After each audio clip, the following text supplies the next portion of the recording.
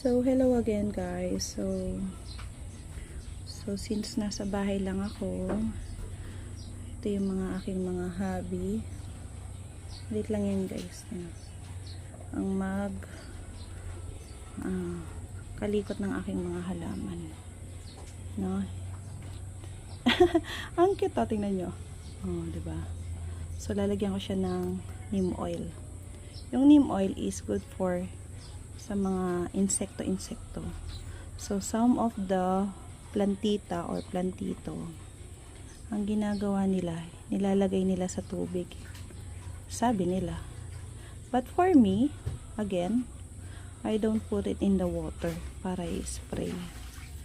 Kasi, natutunan ko habang magtatagal ako nag-aalaga ng gymno.